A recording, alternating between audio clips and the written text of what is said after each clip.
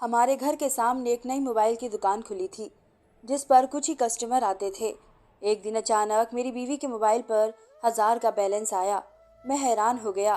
बीवी कहने लगी कि लगता है सामने वाली दुकान ने गलती से कर दिया होगा, मैं पैसे देकर आती हूँ। जब मेरी बीवी वहां पर जाती तो दुकान पर ग्राहकों की लाइन लगी रहती थी। अब रोज बैलेंस गलती से आने लगा था। एक दिन मैं ग्राहकों की लाइन में जाकर लग गया। काउंटर पर पहुंचा तो वहां मेरी बीवी। मैं जल्दी शादी नहीं करना चाहता था, लेकिन माँ की तबीयत खराब की वजह से मैंने उन्हें हाँ कर दी थी। उन्होंने खुद ही लड़की पसंद करी और मेरी शादी करवा दी थी। अब मैं हैरान था कि माँ को इतनी भी क्या जल्दी है, लेकिन खैर शादी बहुत ही जल्दी हो गई थी, इसलिए ज़्यादा लोगों को नहीं बुला सके थे। मेरी बीवी बहुत ही ज़्यादा हसीन थी, मोटी मोटी बड़ी बड़ी आंखें, जिन्हें देखकर उनमें डूब जाने का दिल करता था। शादी के अगले ही हफ्ते मेरी माँ का देहांत हो गया था। वो काफ़ी टाइम से जिगर की मरीज थी, इसलिए चाहती थी कि जल्द से जल्द मेरी शादी हो जाए और मुझे पकाकर खिलाने वाली आ जाए। मैं बहुत ज़्यादा उदास रहने लगा था। इस टाइम में मेरे बीवी ने बहुत ज़्यादा साथ दिया था और मेरा ख्याल रखा था। मैं खेती बाड़ी करता था और अपनी ज़मीन थी, हमारा गांव भी तरक्की करने लगा था।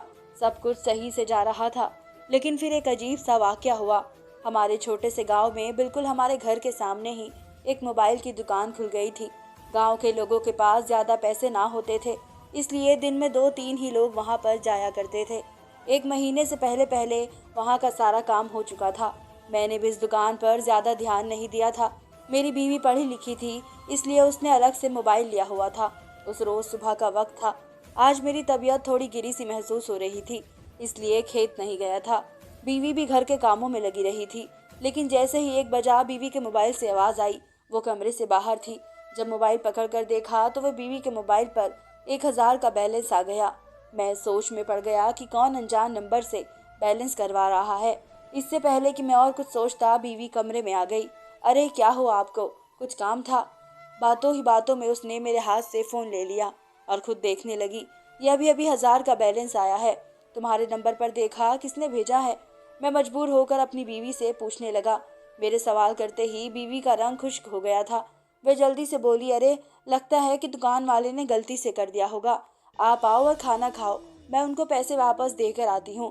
बीवी ने जल्दी से जल्दी मुझे खाना दिया और जैसे ही मैं कमरे में गया वो बाहर गई और उसके बाद मैं बिस्तर पर लेट गया और ऐसे ही छत पर लगे पंखे को घूरने लगा। मैं उल्लू नहीं था जो बीवी मुझे बेवकूफ़ बना लेती।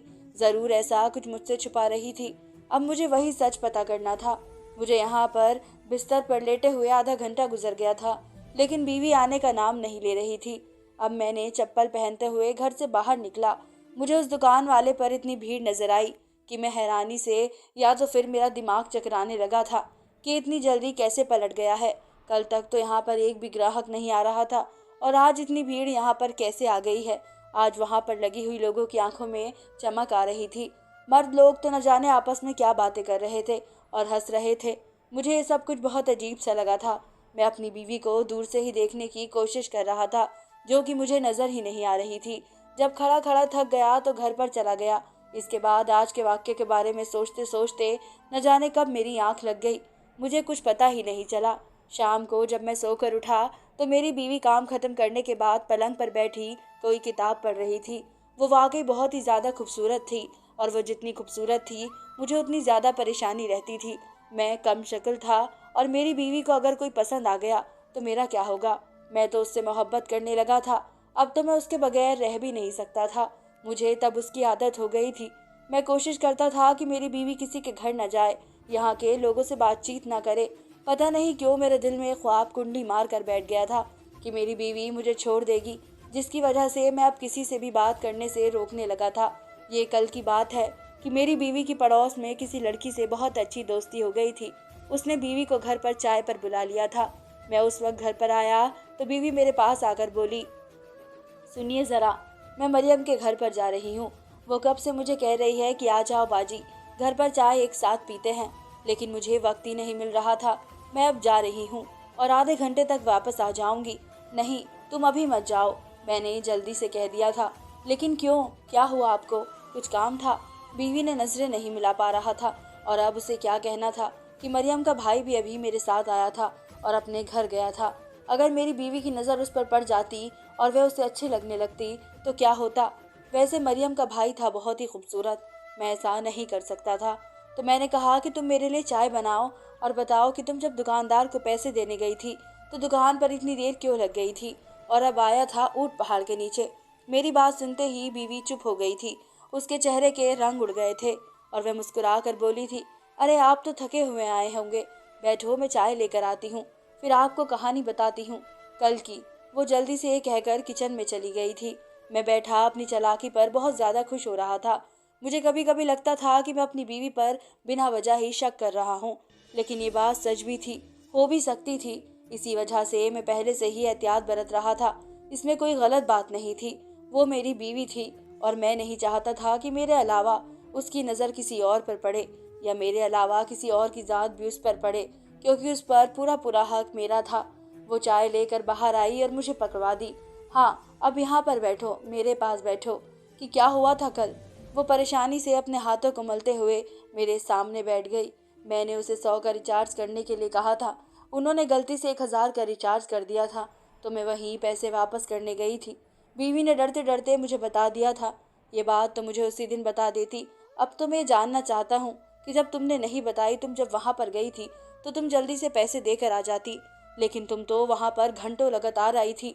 ऐसा क्यों? मैंने उससे पूछा। अरे वहाँ पर ऐसा ना था, इतनी भीड़ हो गई थी कि गुजरने की जगह ही नहीं मिल रही थी। मैं पीछे साइड पर जाकर बैठ गई थी। जैसे ही भीड़ खत्म हो गई उसी वक्त मैं वैसे ही घर पर आ गई थी। लेकिन आप ये सब क्यों पूछ रहे हो? मेरी बीवी ने अचानक मुझसे सवाल कर दिया, जिसका मेरे पास अब कोई जवाब नहीं था। मैं उसे क्या कहता कि मैं उस पर शक कर रहा हूँ? नहीं, मैं ये नहीं कह सकता था, वरना क्या छोड़ती मुझे कल? वह मुझे आज ही छोड़ देती। इसलिए मैं सोचने लगा कि अब मैं इसे क्या जवाब दूं जिससे वह मुझ पर शक ना करे। फिर मैंने कहा कि तुम काफ़ी देर तक नहीं आई थी और मैं तुम्हारा इंतज़ार करते करते सो गया था, इसलिए मैंने पूछ लिया कि तुम इतनी देर क्यों हो गई थी। फिर मेरी बीवी ने कहा, मैं सोने जा रही हूँ, अब वक्त निकल चुका है, मुझे मरियम के घर जाना था, अब कल जाऊंगी। फिर मैंने कहा कि तुम कल भी नहीं जाओगी, मैं एकदम से कह दिया था। इस बार मेरी बीवी मुड़कर मेरे पास वापस आकर चेक कर रही थी, क्या आपकी तबीयत तो ठीक है? या पास में मरियम का घर है, मैं क्यों ना वहाँ पर जाऊँ, उसके घर। आखिर बात क्या है, आप मुझे बताते क्यों नहीं हो? बीवी ने परेशानी से पूछा था। शायद मेरी जल्दबाजी की वजह से वो परेशान हो गई थी। ज़रूर कोई मसला है। नहीं नहीं, ऐसा कुछ नहीं। असल में मैं चाहता था कि तुम बाजार जाकर कुछ खरीदारी कर लो। कल हम बड़े बाजार जाएंगे, जो भी तुम्हें ज़रूरत का सामान लेना पड़े तुम ले लेना। मैं जल्दी से बात को संभाल ली थी। अच्छा अच्छा, मैं तो डर ही गई थी, पता नहीं कि आपको क्या हो गया है, बीवी ने हंसकर कहा। अगली रोज़ मैंने उसे बहुत ज़्यादा खरीदारी कराई और हम शाम के 4 बजे घर वापस आ गए थे। तो थक हार कर मैं सोने के लिए लेट गया था, जबकि बीवी के फ़ोन पर फिर से बैल बार बार बज रही थी। उसने जल्दी से घबरा कर अपना फ़ोन पकड़ा और मुझे सोने का कहते हुए बाहर चली गई थी। मैंने काफ़ी इंतज़ार किया, लेकिन बीवी कमरे में ना आई, तो मैं सो गया। वो आजकल काफ़ी अजीब सी हरकतें करने लगी थी। मैं तो जो कर रहा था बीवी से प्यार था इसलिए कर रहा था, लेकिन बीवी का ये सब करने के पीछे क्या वजह थी? और अब तो मुझे उसकी ये हरकत भी काफ़ी परेशान करने लगी थी, क्योंकि अब तो हर रोज़ ही उससे बैलेंस मोबाइल में आने लगा था, जिसको वापस करने का कहकर बीवी बार बार बाहर मौजूद दुकान पर चली जाती थी। यहाँ तक तो ठीक था, लेकिन वह दुकान जो सारे दिन खुली रहती थी, मेरी बीवी के जाने से वहाँ पर अचानक से इतनी भीड़ कैसे लग जाया करती थी, ये बात मेरी समझ से बाहर थी। तो क्या मेरी बीवी चंद रुपये के लिए कोई गलत काम करना शुरू कर चुकी थी, या फिर राज कुछ और था? लेकिन जो भी था, मुझे अब सच का पता लगाना ही था। अगर मेरी बीवी गलत निकली तो मैं उसे गांव वालों के सामने तलाक देकर अपनी ज़िंदगी से निकाल कर बाहर खड़ा कर दूंगा। अगर वो सही हुई तो मैं खुद ही शर्मिंदा रहूंगा, सारी ज़िंदगी मुझे शर्मिंदा रहना होगा। लेकिन बीवी का धोखा होना हरगिज़ मंजूर नहीं था। वैसे भी लड़कियों की इज्जत तो इतनी नाजुक होती है कि उनको संभाल कर रखनी चाहिए।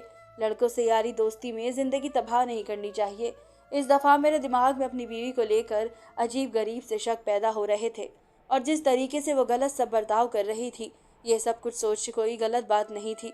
मेरी जगह और कोई भी आदमी होता तो वह भी यही सोचा करता। अब मैंने सोच लिया था कि मैं सच पता कर कर अपनी बीवी को रंगे हाथ पकड़ूंगा, ताकि वो बाद में मुकर ना सके।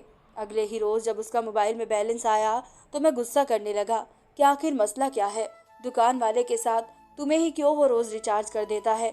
मैंने गुस्से में कहा था। ये आप किस लहजे में मुझसे बात कर रहे हो? और रही बात बैलेंस की, तो नई दुकान बनी है इस गरीब की, जिसकी वजह से सिस्टम पुराना रखा हुआ है और यहाँ पर गलती से मेरा नंबर डाला गया।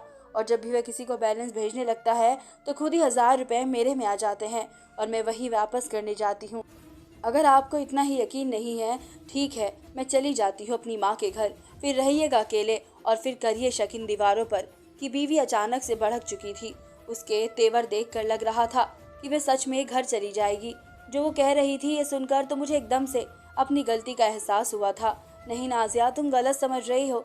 मुझे तुम पर शक नहीं है, मैं तुम पर शक नहीं कर रहा हूँ, लेकिन आजकल ज़माना ठीक नहीं है, इसलिए उसके बारे में सोच रहा था। तुम करो जो तुम्हें सही लगता है और आज के बाद मैं तुम्हें किसी चीज़ के लिए नहीं रोकूंगा।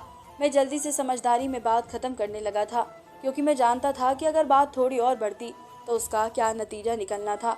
इसलिए खामोशी से पीछे की तरफ हट गया था। और ये सब करने से मेरी इज्जत कम नहीं हुई थी, बल्कि शाम तक मेरी बीवी ने खुद आकर मुझसे माफ़ी मांग ली थी। मुझे माफ़ कर दो। गुस्से में पता नहीं मैंने आपको क्या क्या बोल दिया। आज के बाद ऐसा कभी नहीं होगा। लेकिन पता नहीं क्यों उस वक्त उसे क्या हुआ था कि मुझे गुस्सा आ गया था। मैं अपने बर्ताव से बहुत ही ज़्यादा परेशान थी।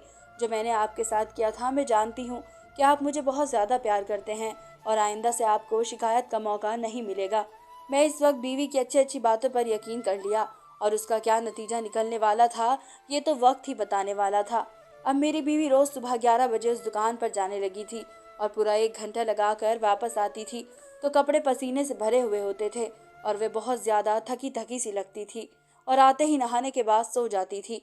अब तो बाकायदा से दिन में 2 बार उसके मोबाइल में बैलेंस आना शुरू हो गया था और पिछली बार हम दोनों में जो झड़प हुई थी, उसके चलते ही मैं दोबारा अपनी बीवी से बात करना सही नहीं समझा था, क्योंकि मुझे ऐसा लग रहा था कि जैसे मैं कुछ ज़्यादा सोच रहा हूँ। इसलिए मैंने इस बात को ज़्यादा अहमियत नहीं दी थी, जिसका खामियाजा मुझे अब भुगतना ना था। काफ़ी दिन से मेरी बीवी की तबीयत खराब रहने लगी थी। वह डॉक्टर के पास जाने के लिए राजी ही नहीं थी। उसका कहना था कि बस काम की वजह से थकान हो जाती है। डॉक्टर के पास गई तो एक दिन खराब हो जाएगा और काम बढ़ जाएगा। कपड़े भी धोने वाले रखे हुए हैं। जब मैंने उसे कहा था कि तुम काम की फिक्र मत करो, काम सारे मैं खुद कर दूंगा, लेकिन तुम चलो एक बार डॉक्टर को दिखा दो, तो मैं ज़बरदस्ती उसे लेकर जा रहा था। उसका अपना कोई दिल नहीं था जाने का। लेकिन ये बात हैरान करने वाली थी कि उसे क्या मसला था डॉक्टर को दिखाने में। क्यों उसके चेहरे का रंग एकदम से फीका सा होने वाला था और उसके चेहरे का रंग उड़ा हुआ था, जैसे कि कुछ गलत होने वाला था। वो दिन मेरी खुशी का दिन था। डॉक्टर ने जो हमें खुशखबरी सुनाई थी, उसे सुनकर मेरा दिल बाग बाग हो गया था। मैं अपनी खुशी को लफ्ज़ों में बयान नहीं कर सकता था, क्योंकि मेरी बीवी पेट से थी और जल्दी हमारे घर एक नया मेहमान आने वाला था, जिसके आने के बाद जो गलतफहमी के थोड़े से बादल थे, वो भी झट से खत्म हो जाते। अब मैं रोज़ काम से जल्दी आने लगा था, लेकिन इस बात की मेरी बीवी को खास खुशी नहीं थी, बल्कि वह तो परेशान सी रहती थी कि मैं जल्दी क्यों आ जाता हूँ। मुझे अपना वक्त खेतों में देना चाहिए ताकि फसल अच्छी आए। अगर मैं यूं ही जल्दी आता रहा तो फसल कहीं ख़राब ना हो जाए। उसकी बात सुनकर मेरा दिल कर रहा था कि मैं ज़ोर ज़ोर से हंसूं, लेकिन फिर मैंने उसे समझाया था कि इसलिए आ जाता हूँ तुम्हारा ख्याल रख सकूं। मेरी इतनी सी बात पर वह भड़क चुकी थी। आप आज बता ही दो कि आप आखिर चाहते क्या हो? आपका क्या मकसद है इन बातों का? हर वक्त सुनते सुनते मैं थक गई हूँ। मेरी बीवी गुस्सा करते हुए कांपने लगी और मुझे डॉक्टर ने बताया था कि ऐसी हालत में बगैर किसी बात के भी गुस्सा आ जाता है। उसके मूड चेंज होते रहते हैं। आपको उनका ख्याल रखना होगा। इसलिए मैं उसे प्यार से समझा रहा था। मैं तुमसे बहुत ज़्यादा प्यार करता हूँ, ताकि सारी बातों को छोड़ो और आ जाओ। आज मैं तुम्हें गोलगप्पे खिला कर आता हूँ। मैं अपनी बीवी को आराम से बैठाकर समझाया और उसे बाहर ठंडी हवा खिलाने के लिए ले गया था। शाम को हम देर से घर पर आए तो बीवी एक अलग कमरे में घुस गई थी और पूरे 2 घंटे के बाद वो मुस्कुराती हुई वापस आई थी। उसे खुशी देखकर मैं दंग रह गया था, क्योंकि उसके हाथ में उसका मोबाइल था और मेरे दिमाग में जब ख्यालात आ रहे थे और बीवी जिस तरीके से मुझे अपने काबू में कर रही थी, मैं ये सब जाकर भी जुटला नहीं सकता था। मैंने अब सोच लिया था कि मैं अपनी बीवी पर नज़र रखूंगा और अपने कहने पर अमल करना शुरू कर दूंगा।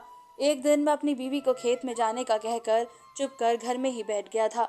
मेरी बीवी दिन भर तो घर के काम करती रही, लेकिन जब उसका फ़ोन बजा तो वह परेशान चेहरा लेकर जल्दी से फ़ोन पकड़कर दुकान पे चली गई थी। मैंने बीवी का पीछा करा। जैसे ही बीवी दुकान में गई, उस वक्त 15 मिनट के अंदर वहां पर भीड़ लग चुकी थी। अब लोग वहां पर अपने ही कमीज के बटन खोलकर यहाँ वहां घूम रहे थे और अपनी बारी आने का इंतजार कर रहे थे। और जैसे ही उनकी बारी आती उन्हें अंदर बुलाया जाता और जब थोड़ी देर बाद वहां से बाहर निकलते तो पूरी तरीके से पसीने में लथपथ रहते थे।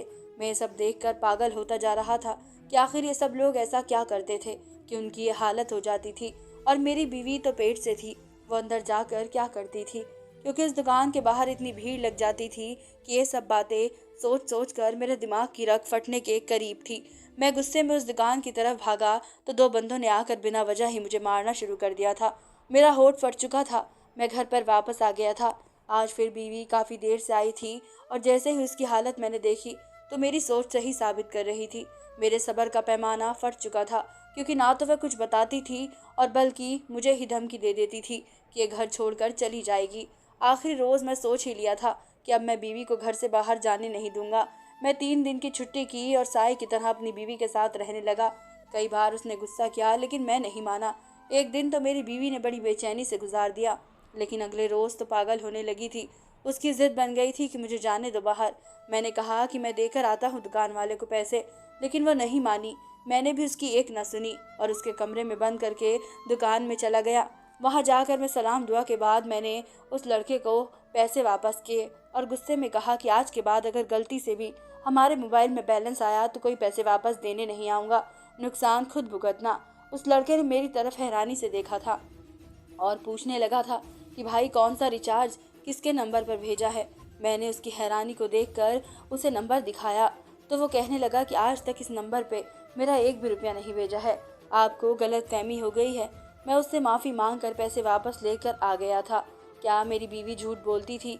क्या उसे कोई बैलेंस नहीं आता था तो वह दुकान में करने क्या जाती थी? मेरा दिमाग अब काम करना शुरू कर चुका था। अब मुझे समझ में आ रहा था इस बैलेंस के चक्कर में मेरी बीवी क्या धंधा करती थी। अब मैं उसे रंगे हाथ पकड़ता था। मेरी बीवी के सामने ही माफ़ी का ड्रामा करा और उसे खुद ही छूट दे दी थी कि जो दिल में आए वो करो। अब मेरी बीवी हर चीज़ से बेफिक्र होकर वो सब करने लगी थी। अगले ही रोज़ से मैं छुप कर एक नया फ़ोन ले लिया था, क्योंकि मेरी बीवी की रिकॉर्डिंग करना चाहता था। मेरी बीवी दुकान पर जाने से पहले ही बहाने से अंदर गया और दुकान वालों को बातों में लगाकर अपने फ़ोन का कैमरा ऑन करके वहाँ पर ऐसी जगह पर रखा जहाँ किसी को पता न चले। और मेरी बीवी जब वहाँ पर जाए तो आज मैं भी रूप बदल कर लाइन में खड़ा हो गया। आधे घंटे बाद से मेरा नंबर आया तो मेरे सर पे तो आसमान छू कर गिर गया था, क्योंकि मेरी बीवी जो काम कर रही थी मैंने ज़िंदगी में भी कभी नहीं सोचा था। और वहाँ मुझे देखकर मेरी बीवी के चेहरे का रंग उड़ चुका था और मुझे लेकर घर पर वापस आ गई थी। अब तुम मुझे खुद सच सच बताओगी, इससे पहले कि मैं तुम्हारे इज्जत पर सवाल करूं? मैंने अपनी बीवी से गुस्से में पूछा तो बोलना शुरू हुई थी। मुझे बचपन से ही सेवा करने का बहुत ज़्यादा शौक था, इसलिए पढ़ाई पूरी करने के बाद मैंने एक कंपनी के साथ काम करना शुरू कर दिया था और मैं नहीं चाहती थी कि इस काम का कभी किसी को पता लगे। इसलिए बस मेरे माँ और बाबा इस बारे में जानते थे, लेकिन आपकी माँ को भी इस बारे में पता था। मैं बहुत बड़ी कंपनी का हिस्सा हूँ जहाँ पर बहुत बड़े बड़े लोग होते हैं और जो दूसरों की मदद करते हैं। उन्होंने अब मुझे इस कंपनी का आधा हिस्सेदार बना दिया है। वो सब सच जानती थी। मैं यहाँ गांव में आ गई थी और यहाँ के लोगों का हाल देखकर मैंने अपील की थी कि जहाँ पर भी उसकी एक ब्रांच खोली जाए, लेकिन वह एक फ़ोन की दुकान थी। लेकिन वहाँ पर गरीब और मजबूर लोगों की परेशानी सुनने के बाद उन्हें पैसे दिए जाते थे और उनके घर के पते नोट करके शाम को उनके यहाँ पर राशन दिया जाता था। ये सोशल मीडिया का दौर है, इसलिए हमने इसको किसी के बारे में नहीं बताया था। मैं यहाँ पर लीडर का एक हिस्सा थी, इसलिए उनके फॉर्म पर मेरे साइन और ये उसके हकदार है या नहीं ये सब देखना मेरा ही काम था, क्योंकि मैं ये काम बहुत टाइम से कर रही थी और मुझे कंपनी वालों ने यहाँ का लीडर बना दिया था। मैं समझती थी कि आपको शक होने लगा था, लेकिन मैं आपको सच बताकर अपनी नज़रों में कोई बड़ी हस्ती नहीं बनना चाहती थी। मैं चाहती थी कि बाप जैसे ही मुझ पर हुक्म चलाते हैं वैसे ही चलाए। मेरे ओहदे की वजह से मुझे सोच समझ कर बोलना शुरू ना कर दे। बीवी की बातें और अपने लिए इज्जत देखकर मैं काफ़ी शर्मिंदा हो चुका था। इस वीडियो में भी यही सब कुछ रिकॉर्ड हुआ था जो कि मेरी बीवी ने बताया था। मैंने बीवी को अपने गले से लगा लिया था और उसे अपने किए की माफ़ी भी मांगी थी। वह खुश थी और आज हमारे 4 बच्चे हैं। मेरी बीवी अब तक वही काम करती है, बल्कि उसकी अब काफ़ी तरक्की हो चुकी है और आज तक मैंने उसका राज राज ही रखा हुआ है। और दुनिया में ऐसे बहुत से कम लोग होते हैं जो दिखावा करने की बजाय खुद को छुपाकर अच्छा काम करते हैं। ये लोग बहुत ही कीमती होते हैं। अगर आपके पास हैं तो उनकी कदर करो। आपको क्या लगता है कि मैं अपनी बीवी पर जो कुछ सोचते हुए शक किया था, क्या वे सही था? क्या मुझे जल्दबाजी से तलाक लेकर उसे फारिग कर देना चाहिए था, या मैं सच का पता करके ठीक किया था?